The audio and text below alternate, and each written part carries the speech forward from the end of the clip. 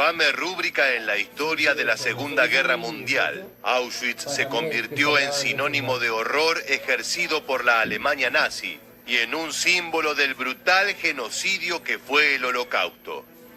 El complejo, ubicado en Oswiecim, a unos 43 kilómetros al oeste de Cracovia, estaba formado por 3 extensos campos de concentración, exterminio y trabajos forzados, además de otros 45 campos satélites de menor envergadura. Allí fueron enviados más de 1.300.000 prisioneros, de los cuales al menos un 90% fueron judíos, mientras que gitanos, polacos, comunistas y prisioneros de guerra compusieron el 10% restante. Con un siniestro letrero en la entrada que rezaba "El trabajo libera", los oficiales de la SS recibían a los cautivos o deportados, quienes eran muy conscientes del destino que les aguardaba. La fama de Auschwitz predecía al lugar, ya que fue uno de los primeros campos que recibió intelectuales polacos y disidentes al régimen nazi. Entre 1940 y 1945, más de 1 millón de personas perdieron la vida en las instalaciones, las cuales tras la caída de Adolf Hitler sirven como un museo y memorial para las víctimas del Holocausto, señalado por la UNESCO como un patrimonio de la humanidad para recordar uno de los momentos más oscuros del siglo XX. Acompáñanos en un nuevo episodio de Historia Militar para conocer uno de los complejos de tortura y genocidio más brutales de la Alemania nazi, el campo de concentración y trabajos forzados de Auschwitz. ¿Estás listo? Entonces, prepárate para viajar en el tiempo. Tras la invasión de Alemania a Polonia en 1939, Adolf Hitler ordenó que todo el sector intelectual y de liderazgo político polaco fuera eliminado o encerrado. Al mismo tiempo, el Führer comenzaba a bocetar sus planes para invadir la Unión Soviética. Esto llevó al líder del Partido Nacional Socialista a considerar la necesidad de un centro de detención para grandes contingentes de personas.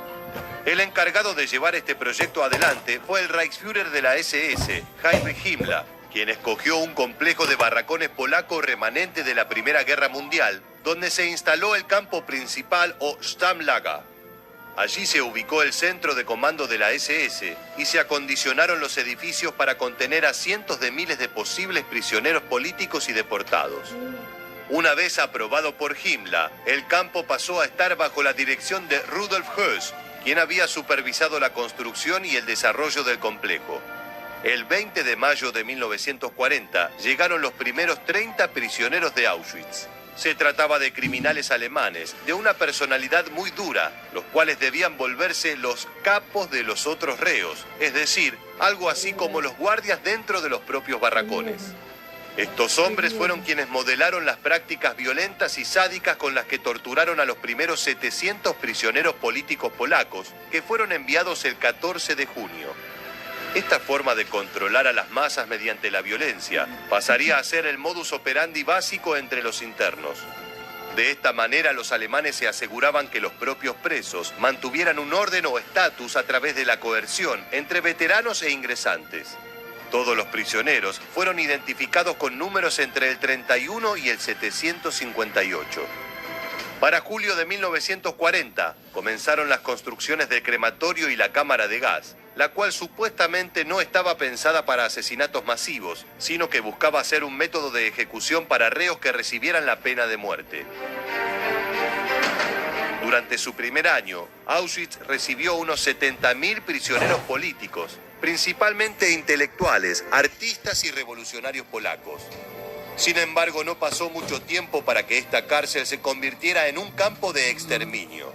Aunque los historiadores no han logrado ponerse de acuerdo con el comienzo efectivo del genocidio de judíos europeos, la ejecución de lo que Hitler llamó la solución final al problema judío puede rastrearse hasta 1941 con la invasión a la Unión Soviética, momento en que el Führer profundizó en sus intenciones de aniquilar a las etnias semitas, además de asegurar que el bolchevismo es la representación más reciente de la amenaza judía.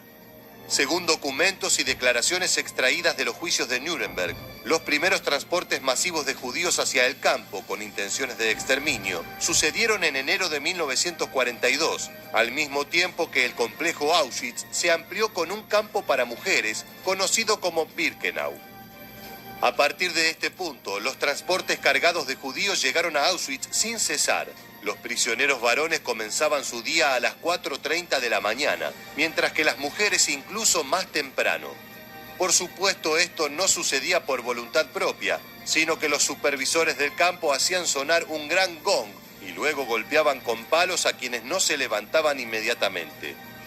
En ese primer horario, los prisioneros podían utilizar las letrinas, las cuales se encontraban en condiciones deplorables debido a la falta de aseo, agua limpia, y a que cada cuarto con lavadero debía servir para 1000 personas diariamente. El desayuno constaba de medio litro de un sustituto de café o té, pero nada de comida. Tras el sonido del segundo gong, las personas debían pararse en filas de 10 a la intemperie, independientemente del clima, ataviados tan solo con sus ligeras ropas, conocidas como el pijama a rayas. Incluso en el peor de los inviernos, debían esperar a que llegaran los oficiales de la SS para tomar lista. Los alemanes repasaban rigurosamente el estado de los judíos, quienes debían resistir estoicamente de pie y recibían duros castigos por distintos motivos, ya fuera por haber perdido un botón de la camisa, verse desaliñado o caer al suelo antes de la llegada de los nazis.